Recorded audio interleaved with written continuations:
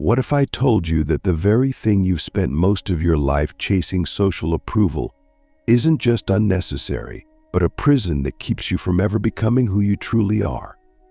Think about it. Every decision you've made, from the clothes you wear to the opinions you share, has likely been influenced by a hidden question: what will they think of me? It's so subtle, so automatic, that most of the time we don't even realize we're doing it. But here's the brutal truth: living for social approval is like selling your soul for pennies. You trade your authenticity, your individuality, and your freedom for what? A fleeting moment of validation. A like? A nod of approval? In this video, we're going to dismantle that mindset piece by piece. By the end, you'll see why Nietzsche, Kierkegaard, and even modern psychology argue that seeking social approval is one of the most destructive things you can do. And more importantly, you'll learn how to escape it. Let's start by asking a simple but uncomfortable question: why do we care so much about what other people think? On the surface, the answer seems obvious: it's human nature. We're social creatures. We evolved to live in tribes, where being accepted by the group often meant the difference between survival and death. Thousands of years ago, if you were cast out of the tribe, you were as good as dead. So our brains developed mechanisms to keep us in line, to make us crave approval and fear rejection. But here's the thing: we're not living in tribes anymore. We're not fending off predators or competing for scarce resources. And yet, those ancient instincts still control us. They make us prioritize fitting in over standing out, pleasing others over being true to ourselves. Click subscribe to this channel to get more profound insights.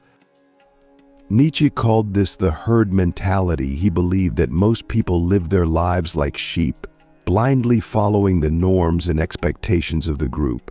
Why? Because it's easier, it's safer. Standing out means risking judgment, criticism, and isolation, and most people are terrified of that. But Nietzsche saw this as a kind of spiritual slavery. When you live for the herd, you give up your individuality. You suppress your own thoughts, desires, and potential in order to blend in. And the worst part? The herd doesn't care about you. It rewards conformity, not authenticity. It loves you only as long as you play by its rules.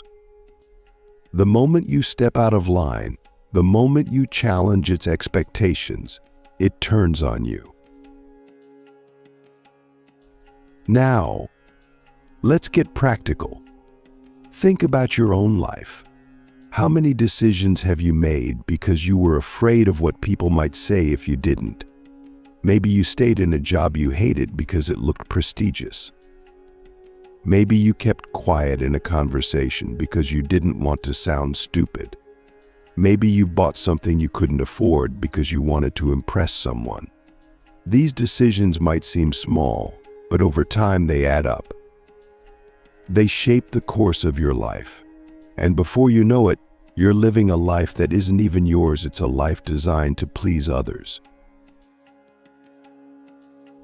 Here's where it gets interesting. Social approval isn't just about big, obvious things like career choices or relationships. It infiltrates every corner of our lives.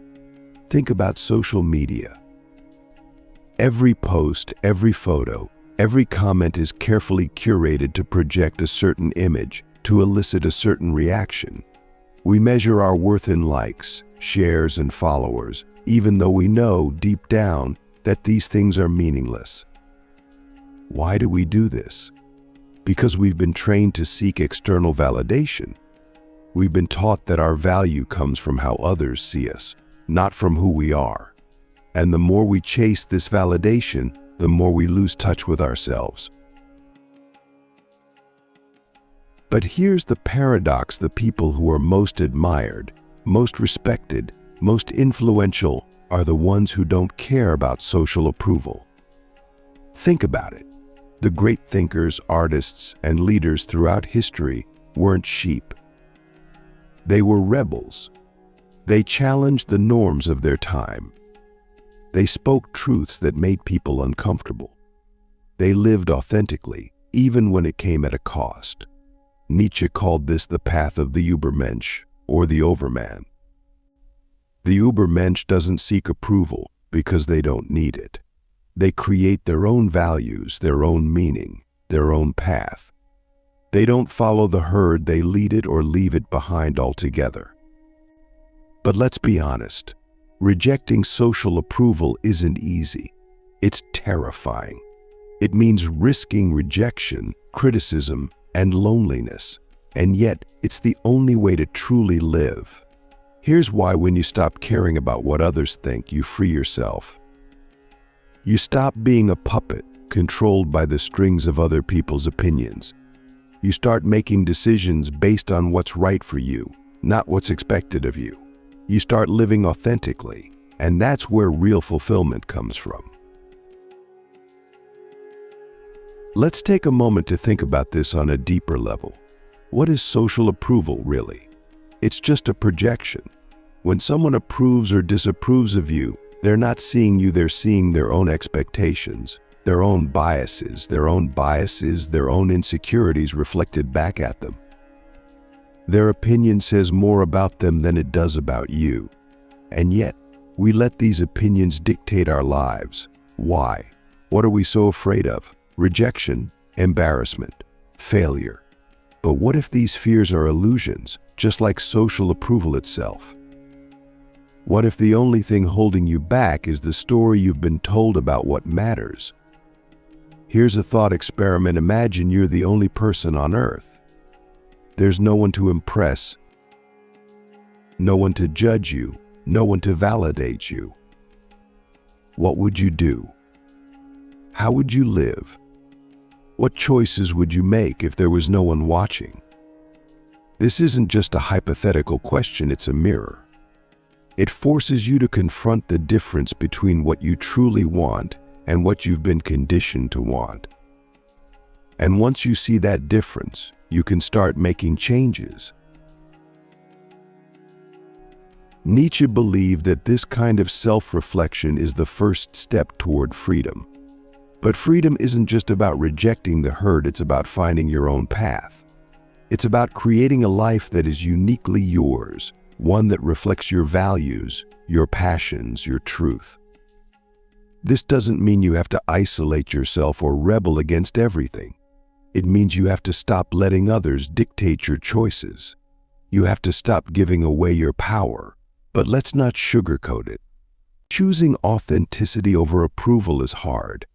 It means facing criticism, standing alone, and sometimes feeling lost. But it also means discovering a strength you didn't know you had. It means building a life that feels real, not just impressive. And here's the irony: when you stop seeking social approval, you often end up earning respect not from everyone, but from the people who matter. The people who value authenticity over conformity, truth over appearances. So here's the question: are you willing to risk it? Are you willing to let go of the need for approval and start living for yourself? It won't happen overnight. It's a process, a practice, a choice you have to make every day. But the rewards are worth it. Because when you stop caring about what others think, you start caring about what really matters: your integrity, your purpose, your life. Why does rejection feel like a punch to the gut? Why does approval light up our brains like a drug? These aren't just random quirks of human psychology, they're deeply rooted in how we're wired. But here's the thing: just because something is natural doesn't mean it's good for you. A fire will burn you, but you can still learn to control it. In this part of the video, we're going to break down how the addiction to social approval works, why it's so destructive, and how you can train yourself to stop needing it. Let's start with why approval feels so good. Scientifically, It's all about dopamine, that little chemical in your brain that drives feelings of reward and pleasure. When someone gives you a compliment, likes your post, or even just nods in agreement, your brain lights up. It's the same system that gets activated by food, sex, or even drugs. That's why validation can feel so satisfying. But dopamine is tricky. It doesn't just reward you, it makes you chase. It makes you want more. And here's the trap: the more you chase approval, the more dependent you become on it. You start to shape your entire identity around what gets rewarded. And before you know it, you're not living for yourself anymore. You're living for the hit. Here's where things get dangerous. Social approval isn't just addictive, it's fragile. The same way a drug addict needs a stronger dose over time, the more you rely on external validation, the more approval you need to feel good about yourself. And when it's taken away, when someone criticizes you or ignores you, it feels like withdrawal. You start questioning your worth, doubting your decisions, and scrambling to get that validation back. It's a vicious cycle, and it's exhausting. Nietzsche understood this long before neuroscience caught up. When he warned against the herd mentality, he wasn't just talking about conformity. He was pointing out how dependence on the group makes you weak. It makes you afraid to stand alone, afraid to think differently, afraid to be yourself. But let's dig deeper. Why does rejection hurt so much? On the surface, it seems like it shouldn't matter. If someone doesn't like you or approve of what you're doing, why should that affect you? Nietzsche would argue that it's because most of us don't truly know ourselves. We define ourselves through the eyes of others. We let their opinions become our mirror. When someone rejects us, it's not just their disapproval we feel, it's the shattering of the identity we built around their approval. It's as if a piece of who we are has been taken away. But here's the truth: no one can take away who you are. Their opinion doesn't change your worth, your talents, or your potential. What changes is your perception of yourself, and that's something you can control. This is where Nietzsche's idea of the Übermensch becomes so powerful. The Übermensch doesn't need a mirror. They don't define themselves by how others see them. Their sense of self comes from within, from their own values, their own vision, their own strength. Now let's talk about how to break free from the addiction to social approval. The first step is awareness. You can't change what you're not aware of. Start noticing how often you seek validation, even in small ways. How often do you check your phone after posting something, waiting for likes or comments? How often do you hesitate to share an opinion because you're afraid of being judged? How often do you go along with something you don't agree with just to avoid conflict? These moments might seem harmless, but they reveal how deeply ingrained the need for approval is. Once you're aware of the pattern, the next step is to disrupt it. One of the simplest ways to do this is to start asking yourself a different kind of question. Instead of "what will they think of me?" ask, "what do I think of this?" Instead of "will they approve?" ask, "does this align with my values?" It sounds simple, but this shift is profound. It forces you to turn your attention inward, to stop looking for answers outside yourself. But awareness and reflection aren't enough. You need action, something Nietzsche emphasized again and again. It's not enough to think differently, you have to live differently. Start by taking small risks. Share an opinion you've been holding back, even if it's unpopular. Say no to something you don't want to do, even if it disappoints someone. Wear what you like, not what you think will impress others. These might seem like minor acts, but they're revolutionary because they break the cycle of dependence. Every time you act authentically, you're building a new habit, a new way of being. Here's the challenge: you will face resistance. People who are used to you seeking their approval might not like it when you stop. They might criticize you, pressure you, or try to pull you back into the old dynamic. Nietzsche would tell you to expect this. The herd doesn't like it when someone steps out of line.